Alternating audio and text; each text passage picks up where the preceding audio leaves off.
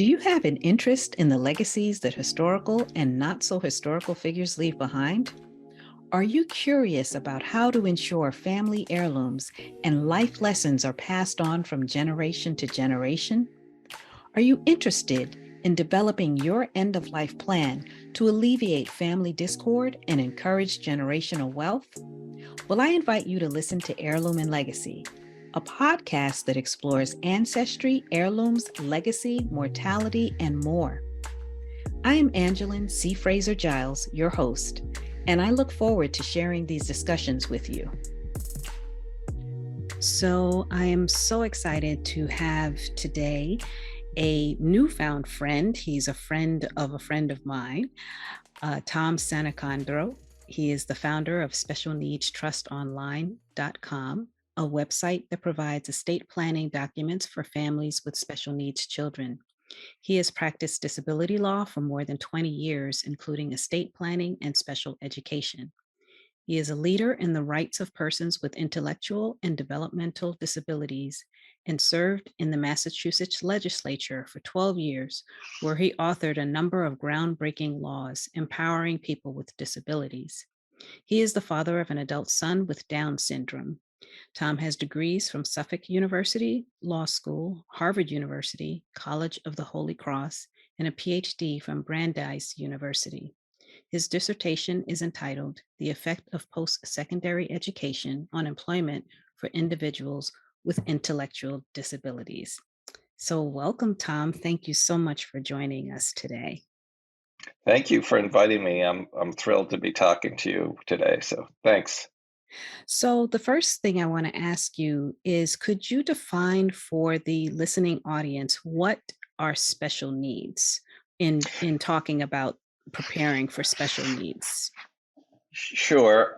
So special needs is language I think that developed out of education, and it refers to people who have a disability generally. Special needs usually applies to someone who has an intellectual or developmental disability.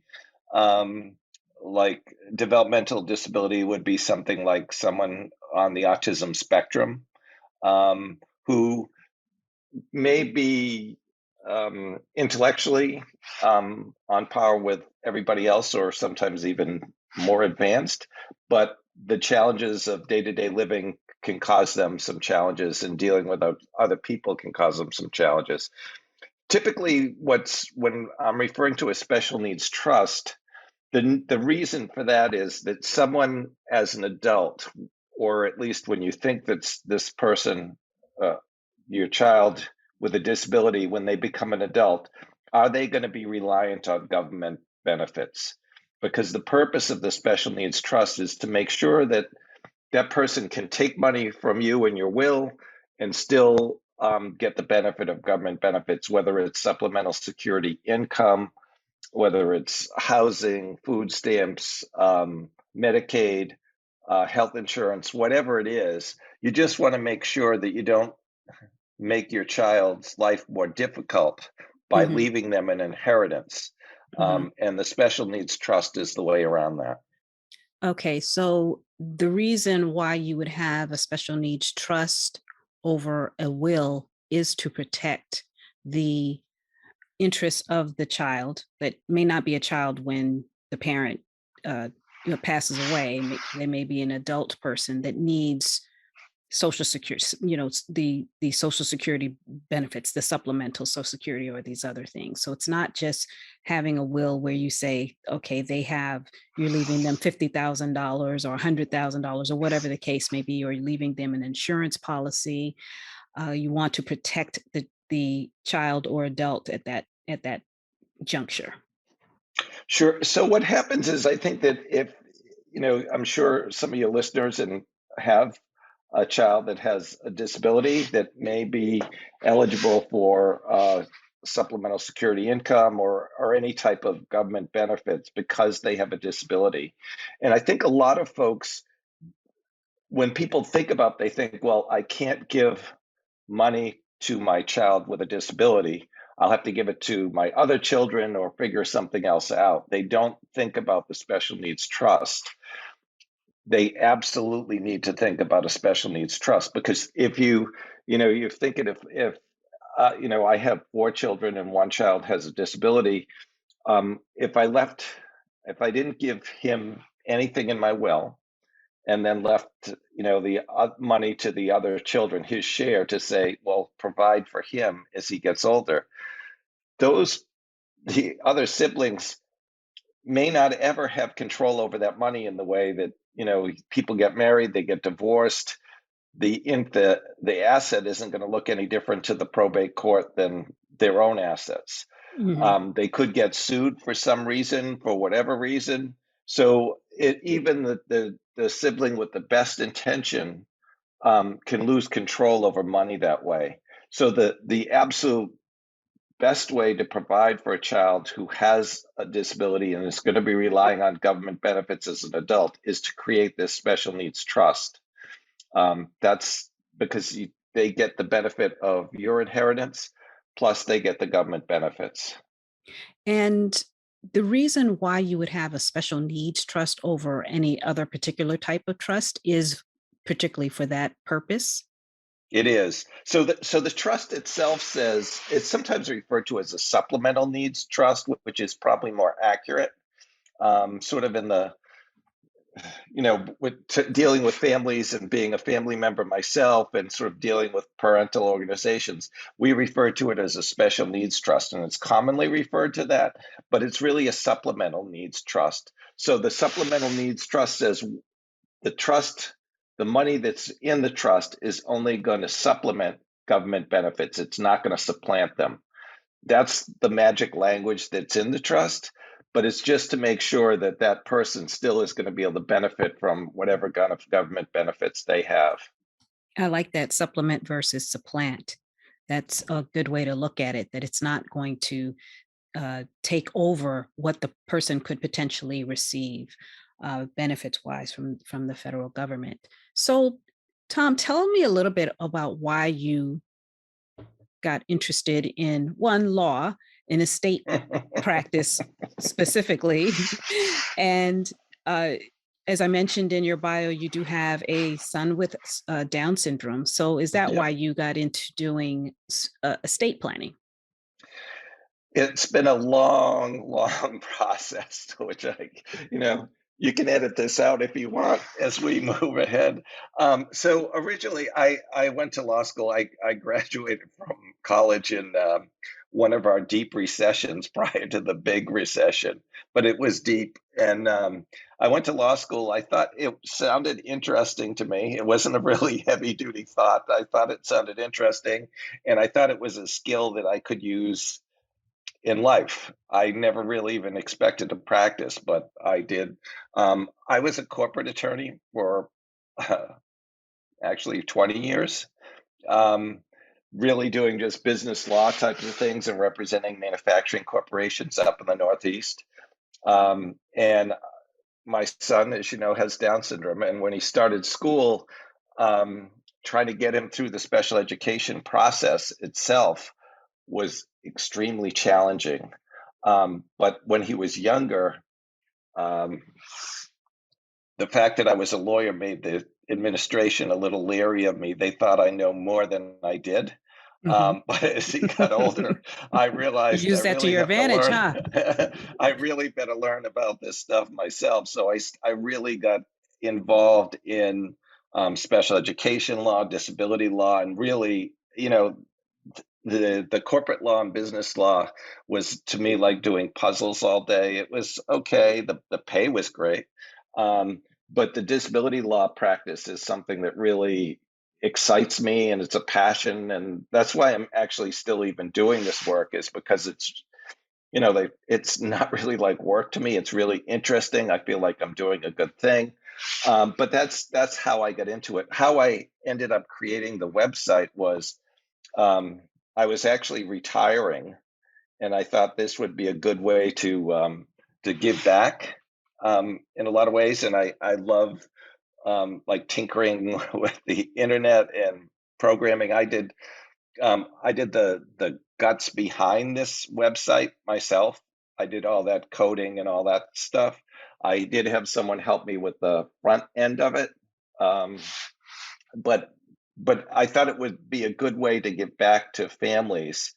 To do this work up in the Northeast, you can get charged like $5,000 for the documents that get produced um, in this website. And it's not rocket science. I was doing this work as a lawyer, and I was doing it in a similar way. I used to use forms that would be actually generated through the computer. I just enter the information in.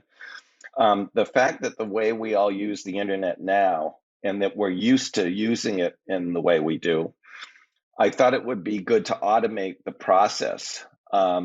So the difference between my site and like LegalZoom or Rocket Lawyer or any of those others that exist out there is that they can talk to me personally. I'm the person running it. I can sit down with them. And typically what I found, I thought it would work more. I thought people would just go to the website and do it. But what I found is that actually no one probably does that. First, they'll set up a meeting. And on the website, there's a little link that says, do you want a free 10-minute meeting? They can just click on that. And typically what they do is they sit down with me and I have a conversation pretty much like we're having now about their needs, talk about their family, what is it they're looking for, is there anything unique about their family? And then they go in and they do it after our conversation. I've had other people actually ask me to do it while we're on Zoom with them. So we Mhm. actually bring up the site, we go through and do the whole thing together. And then another thing that frequently happens is that after they create the documents, I'm still there to support them. So sometimes when they create the documents, they'll say, Tom, look at this. Can you take a look at this and make sure this is what I need given what my family situation is? So then I do that. So in a lot of ways, it's more not really a site like other legal form sites. It's more like a hybrid um, sort of law firm. But the reason why the cost is so low is that I'm intentionally trying to keep it low. But the fact is that much of the work is automated. Um, Okay. so it doesn't take me like to review a document that's already done that I created the form itself. So I know what's in there. It's really how do the pieces fit together. So it really cuts down the work that I need to do to provide this kind of service. So let me ask you, since it is a form on the website, how transferable are the forms throughout jurisdictions? So if you're in Massachusetts and the other person is in Nevada, let's say, how transferable are those? Because the laws are different in each state, but are they that significantly different when it comes to this particular type of trust? So the biggest issue that comes through this is federal law. So because it's the Social Security Administration is federal, most of the work is federal, and it that's that's the way the trust works. So you're not trying There's to set this up so that people get uh, any type of benefits on the state level or the state wherever they're from. This no, is they do. specifically is the trust, though, the trust that you're doing online, are they some of them able to access some of those state benefits as well? Yes, yes, absolutely. And there's another thing. There's something that's called the Uniform Probate Code, Mhm. which um, well, you work in the field, so you know about that. So But go lots ahead of and explain states, it for those who don't yeah. know. So the Uniform Probate Code is that a bunch of really smart lawyers get together and judges, and they design what is the best law for a certain area. So it like looking at the probate law, like guardianships, wills, trusts, they got together and they created a whole statute, a whole legal. I want to say it's a statutory scheme. I don't know what the other word would be for that, but essentially, it's they created the whole series of laws that relate to that and drafted them as a draft law, and that's called. They refer to that as the Uniform Probate Code. I don't know how. I think like 30 something states have adopted the Uniform Mhm. Probate Code, and the states that are outside that, the biggest thing in a will is how many witnesses you're going to have. This right now, I think every state is two witnesses. But there's states now that you could actually not need any of this, that you could just actually write on a piece of paper. This is sort of the belt and suspenders for every state. So it satisfies every state, even though your state may not have the same requirements. These documents will meet your requirements. Okay. Okay.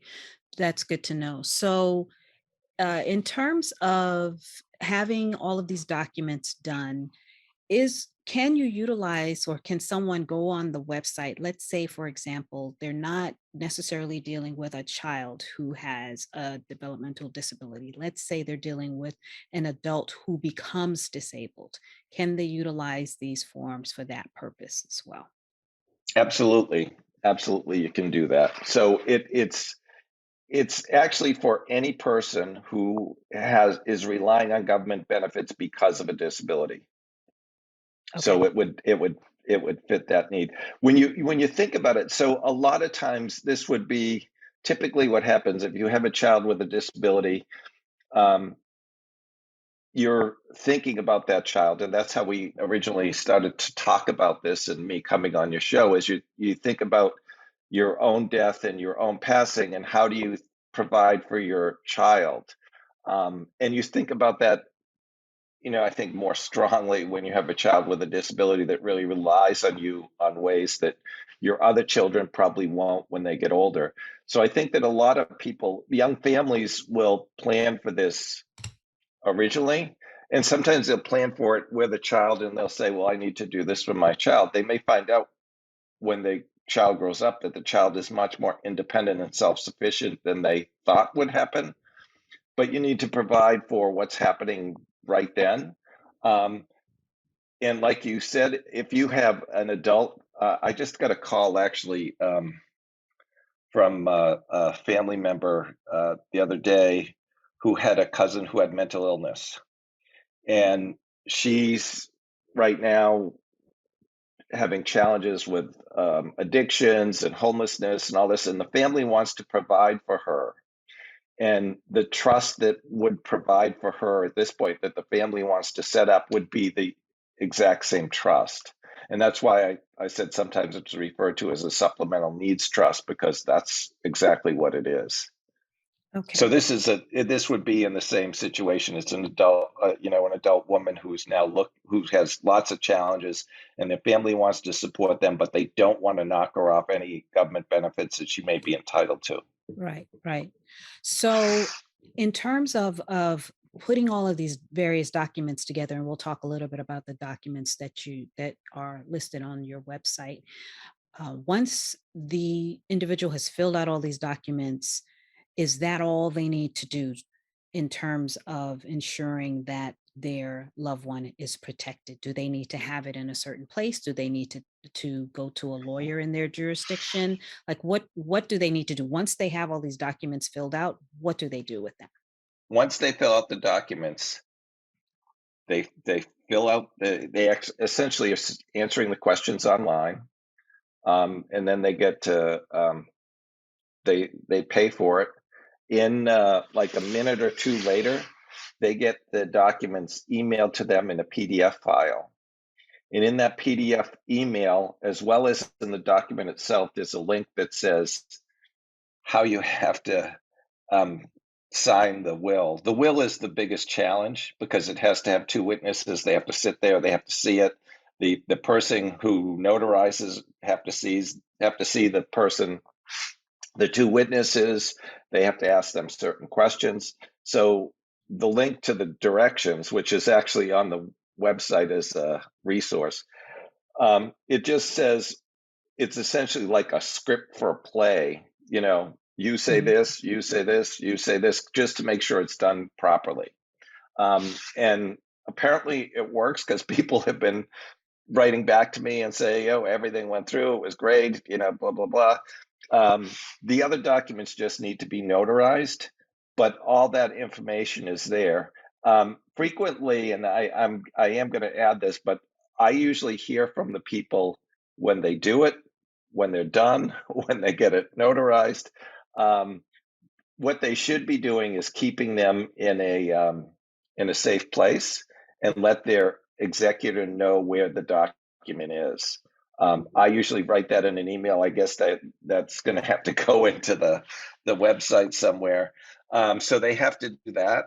And I think that's, I think that's what everybody knows.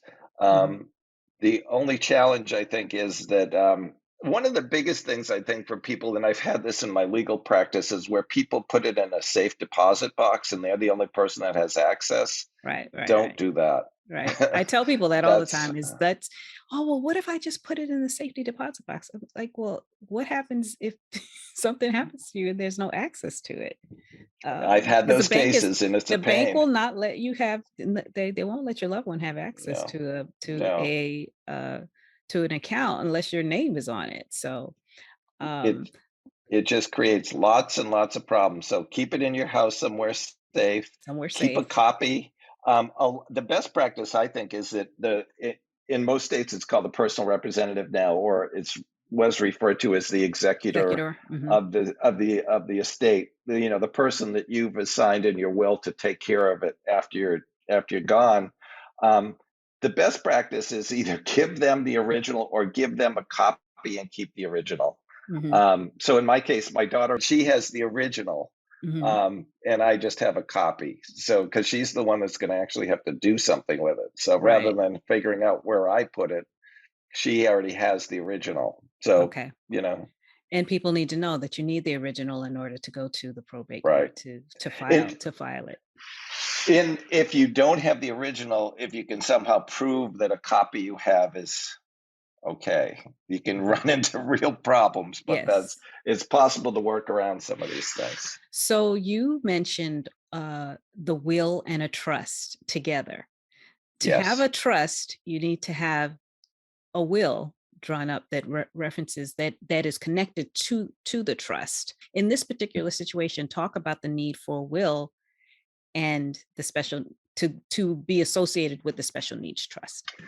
Right. So you need to when we're talking about, let's talk about the person with a disability, and let's say it's your child with a disability that you're trying to provide for.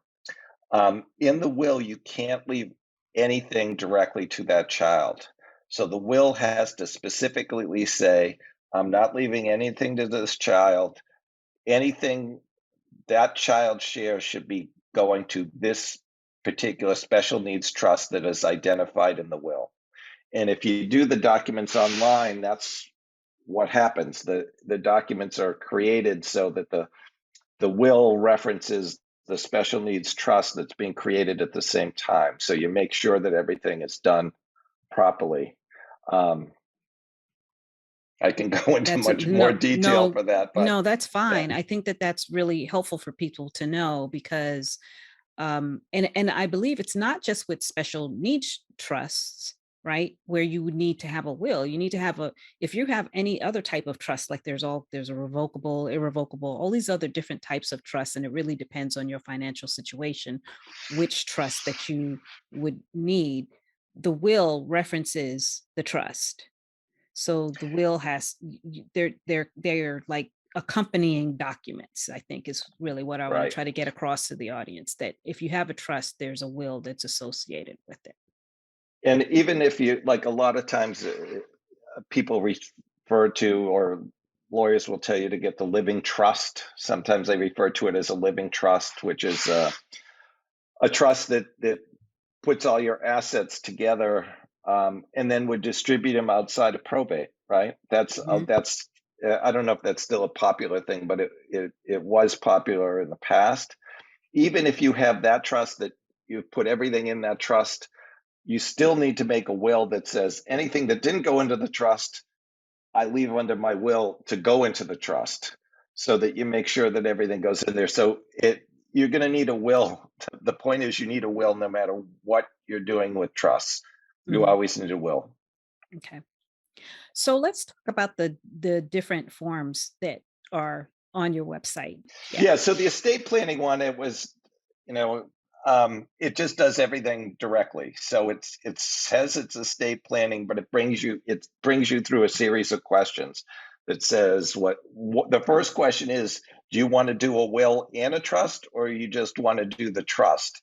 And the recommendation in the questions is you should really do the will and the trust.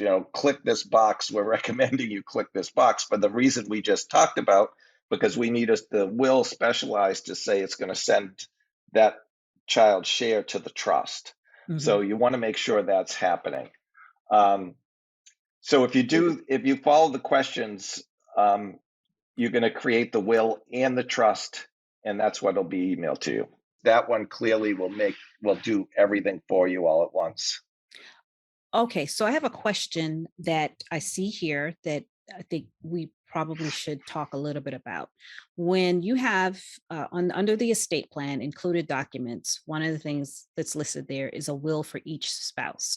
So could you explain why it's necessary to have, if there's two spouses and let's say two children and one child has the disability, why it's necessary to have a will for each spouse?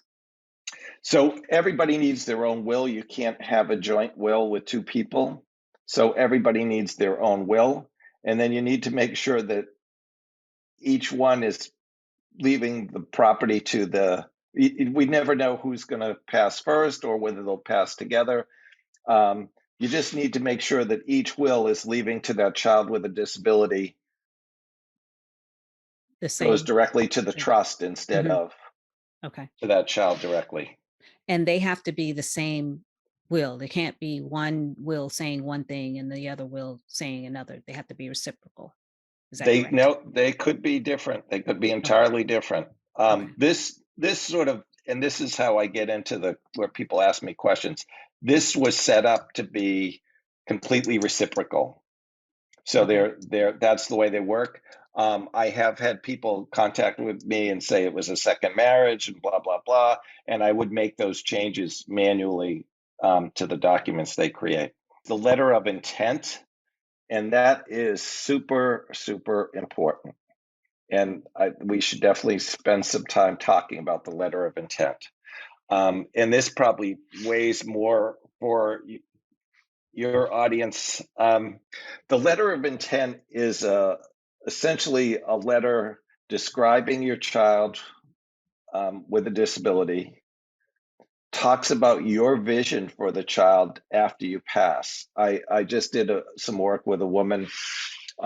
She's older woman and she's really concerned now about what's going to happen. And one of the things that we did is she drafted a detailed letter of intent for her child that said, really stressing independence. She wanted the child to stay in the home and that the home not be sold. So she actually, and so the letter of intent really is your vision for the child, as well as a lot of information that someone can just step in if you suddenly, disappeared and nobody knew anything about this person who's probably an adult at this point. It would step in and say, this is the roadmap for this person.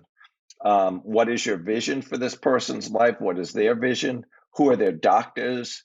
Who are their friends? What are their phone numbers? Who are their relatives? Who are they close to? It's really a comprehensive document. It's really challenging to fill out, because it takes a lot of work to do that. Mhm. But if you can imagine, if you were like gone, tomorrow, and you have this adult person who's your child with a disability, a significant disability, you want someone to be able to step in and know exactly what's going on. Yeah. This is that roadmap to what that is. This one is just actually, it's a free service from the website. There's no charge for this document, and it's something that probably everybody should do. The way it works on the website is you just click on the link and then you enter your email and relationship or whatever, and it just emails you a document that you can fill out, the letter of intent you can fill out for yourself.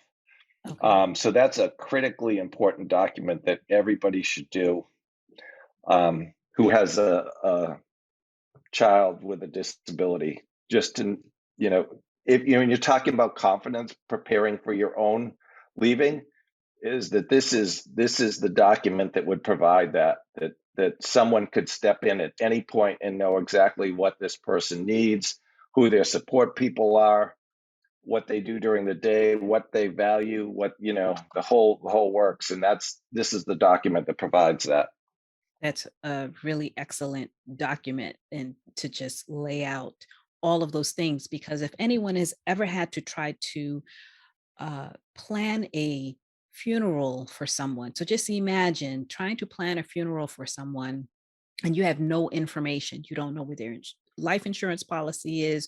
You don't know who they wanted to invite to their funeral, who they didn't want to invite to the funeral, what type of music, what type of service. This is a roadmap to ensure that your loved one is protected and that they are not floundering, right? And that whoever there is there to hopefully take care of them is not floundering, trying to figure out, okay, now what now? What do I do now? So that is very important. So let's go to the next. The next is healthcare proxy, and that's a document that's unique only to Massachusetts. I don't know what other states have it. But that's a document for someone to step in if you're unable to make healthcare decisions for yourself. I'm sure it's called different things in different states, and so far it's only this one. If you go in, it says you live in Massachusetts. If you say no, it says, well, you can't do this. But if you do, you can use a healthcare proxy. That's probably something that I'll add to as time goes on with different options for folks. But if you're in Massachusetts, it's a great place, great thing to have. And I think they're probably very similar in other states. They may be called something different in each Yeah. state, but it is to just let to give someone that access that if something happens to you and you're incapacitated and you can't act on your behalf, then that document acts as that. The next document is a power of attorney. And that, again, is a critically important document. That document allows someone to act for you legally, to step into your shoes legally and do whatever needs to be done, whether it's pay bills, sell real estate, even can create a will for someone who's incapacitated. That's another critically important document. And it's also important if you think the likelihood of us needing someone to step in for us is going to happen probably long before we're ever going to pass away, right? Right. It's really super important. Like, even as a baby boomer, I probably still have a life expectancy of like 20 something years. I'm more likely going to need a power of attorney than I'm going to need a will in the next 20 years Hmm. at this.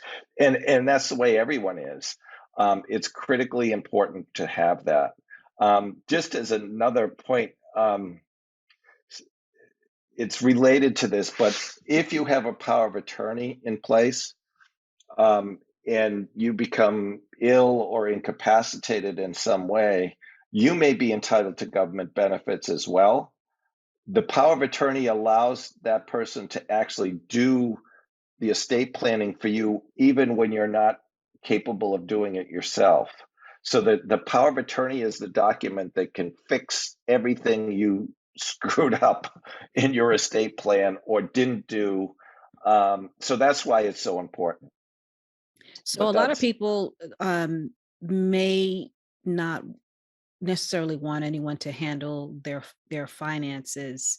If they're incapacitated, they may not want to have someone else mucking around, so to speak, in their bank account or anything. So you really want to try to find someone that you trust to be that power of attorney, because that person has access to everything, depending on yes, what the form says. I mean, some forms, it's limited in terms of maybe, you might check off this box and maybe not another box, but they generally have access to your bank record, your 401k, all of your assets, right, so to speak. right. This is someone that you trust with your life, Right, actually, right? right. Yeah, and usually it's a spouse, so that's usually what it is. But that's what it is. Okay. You're absolutely right. It's super powerful document, but it's also that its power, it can fix a lot of things later on that were left hanging. Hmm. So that's important. It's also important to know that once a person passes away, once you die, that document dies with you, that your Hmm. power of attorney is now gone. Mhm. just so that people are clear that once you're gone, that's gone too. That's There's no gone. no more power of attorney for that. Right. So while you might have had access to the bank account when the person was alive, at the point that they die, you no longer have access to that account unless you're actually a owner of the account, that your name is Right. actually on the account as well. And that gets trickier into all of the other processes of drafting a will and why it's so important to have one. Yeah. So, Right. Tom, I'll let you continue. The next one is a power of attorney for educational matters, and that comes from my background doing special educational law. What can happen is when your child, if you have a child with a disability, once they turn 18, they're legal adults, right? If they're not under guardianship, they're legal adults. Um, and you as a parent now, if you can have a child with a significant disability who becomes adult who's not under guardianship. Now the school district's saying, well, I'm not talking to you. You have no legal right to be here as the parent. We're going to go to this child. And sometimes school districts try to convince a child that they shouldn't have any more education because it's easier for the school not to do that. And that's what the Oh, genesis of this document is to make it clear that the parent has the right to help out during special education. So this is a document that actually would be filled out by the student when they turn 18 or when they're a legal adult to make sure that their parent or someone can step in for them and act on their behalf. That's what this document is, a little outside of what we're trying to do, but it's something that I've seen that's simple that would be really important for some families to be involved with. And some of your listeners may know exactly this situation or may be coming close to this situation. It's something they should just look at and say, you know to help them and help their child get the education they should be getting. It's going to take you to a very similar questionnaire that would allow you to even actually create the will, even if you're just saying you want the special needs trust. So it sort of brings the user back to make sure that they just don't come away with a trust. Tom, I think that a lot of this information is really, really important that you just shared. And I think this is a great resource for people to just get on the website and look at these all of these different forms that you have and the various resources. You have important legal terms. You have able accounts. Why don't you talk a little bit about able accounts? So an able account is, I think you folks know about the college savings accounts. Mhm. They're referred to as a 529, which I think has something to do with the IRS code. They're 529 accounts. An able account is for an adult with a disability that allows them to create this account that they can use much the same way as a special needs account to supplement government benefits. But the good thing with the able account is, one of the things we didn't get to, and I have to sort of backtrack a bit here, is for an adult with a let's say there's an adult with a significant intellectual or developmental disability where they're really not able to work full time or make a living wage. They would qualify for supplemental security income under the Social Security Administration. And in most states, it pays somewhere between $750 to $800 a month. If you have more than $2,000 in assets in your bank account, they won't give you that $800 anymore, and you may even be bouncing off Medicaid or whatever else is being provided for you. And the way it works with the Social Security Administration, suppose I'm the person with a disability who's collecting SSI, and I now have $2,035 in my account. Well, they're going to pay me, they're not going to really know that right away. So they're going to pay me my $800.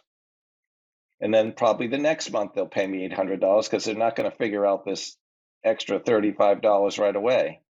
And typically it takes them about 6 months to figure out that you had this extra $35.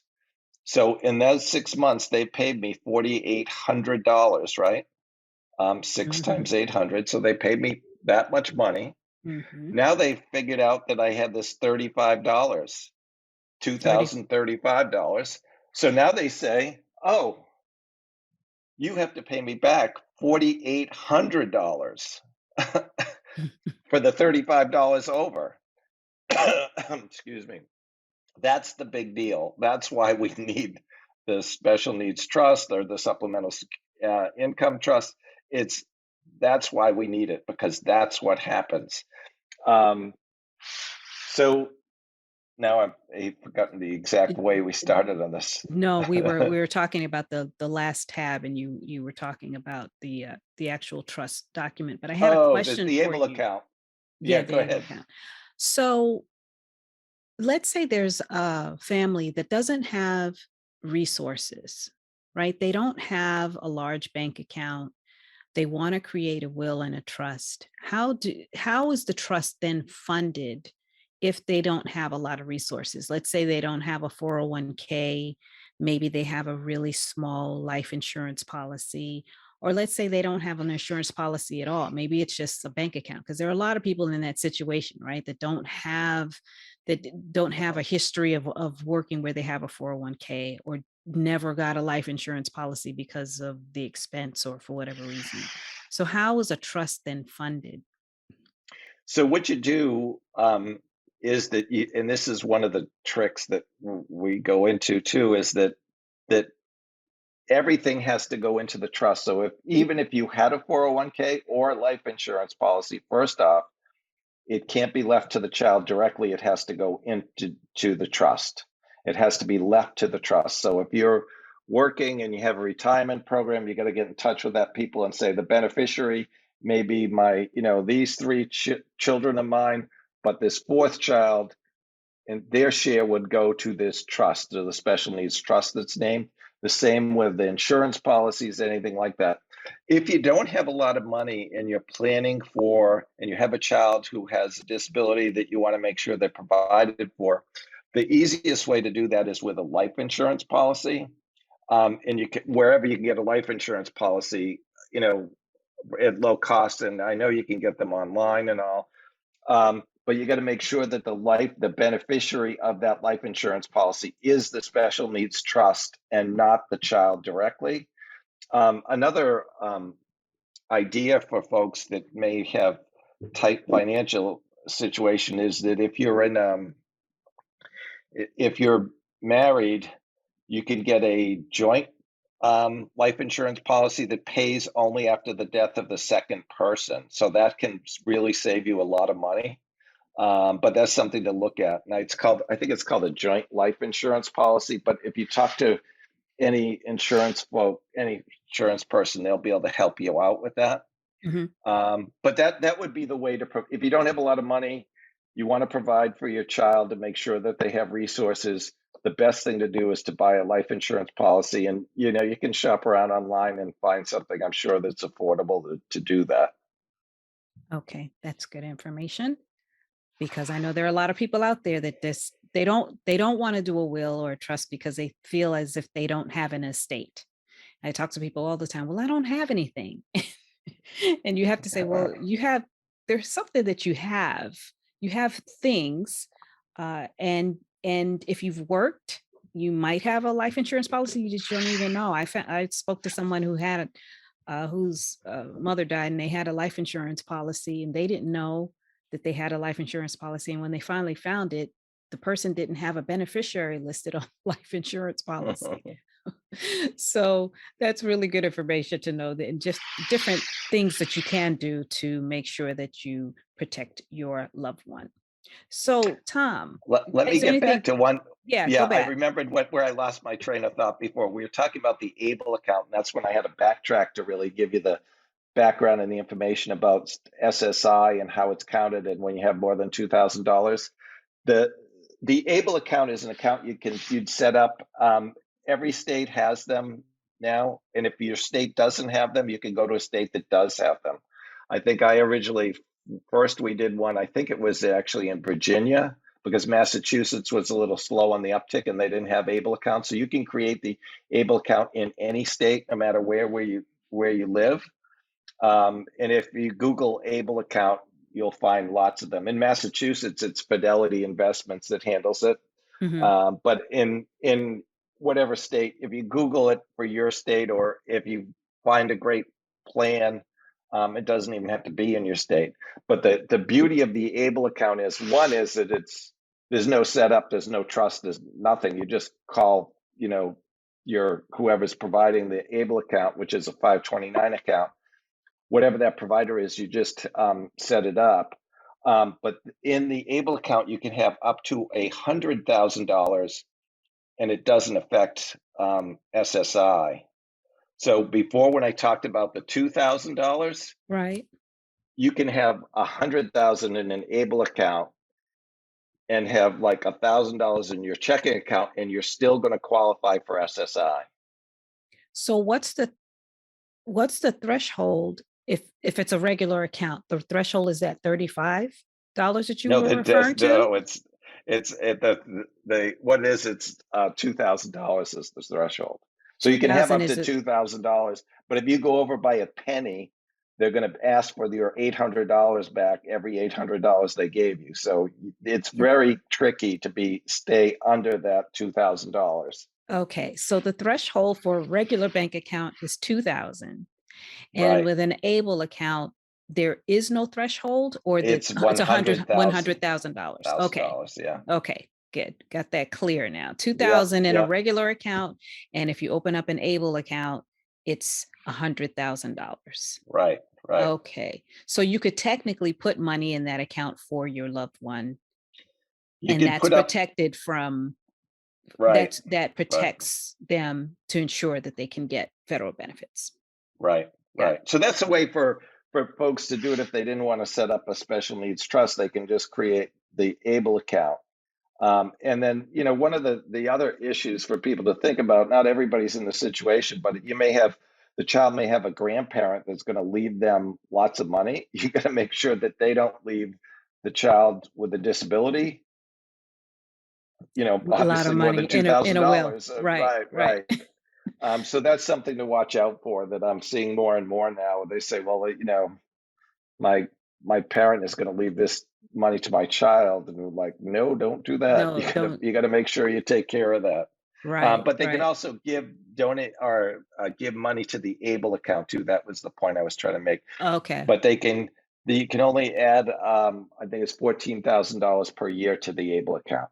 Oh, so even more restrictions. Okay, Yeah, so two yeah, hundred we're getting thousand dollars total, and right, 14,000 per per year year. you can put into Okay. the ABLE account, right? So if a grandparent leaves money, let's say in in their life insurance, they list the child with the disability in as a beneficiary, then can they make stipulations that those funds go directly to the ABLE account, or they can't do that? So I don't know the answer to that question. That's one I Okay. haven't looked at yet, but that is a very good question. So it may Um, be worth it if you have an insurance policy to make sure that you ask your insurance agent that when this money is distributed, you want to make sure that it's distributed to that account. But I think what happens is they just get a check, that the beneficiaries would just get a check, so that the child with the disability would have to put it in the ABLE account, or whoever their representative would right. have to put it in the ABLE account. But then So yeah, do they have to report that to, well, there's yes, not taxes paid on if you're a beneficiary in right. life insurance, there's not taxes paid on it. So, But you have to but you report have to that to report it as an Social income, Security Administration. Yeah. Huh. So the All right. best practice is to create the special needs trust, Mm-hmm. and that anybody who's giving gifts, and any grandparent or any other relatives that's going to leave something to the child, to make sure it goes to the special needs trust. That's the absolute best practice, to Right. make sure you do that. Right. The ABLE account I was just throwing in there to give let folks know that there was this other vehicle, Hmm. but it's still, that's more if you're gonna like, if you're just gonna give money and like a one-term deal or whatever, Right. and it's easier to set up. Hmm. But by far the best practice is to have the special needs trust so that things can be dumped in it at any time, Right. and we know they're protected. There's no limitation on the special needs trust. You could literally have millions of dollars in the special needs trust and still qualify for SSI. Okay. Good to know. So, Good to so know. that's why it's a good practice to use the special needs trust, because it doesn't have all those other pieces to it or Right. other restrictions. Right. So, is there anything else that you want to leave the audience with today that you think that they should know?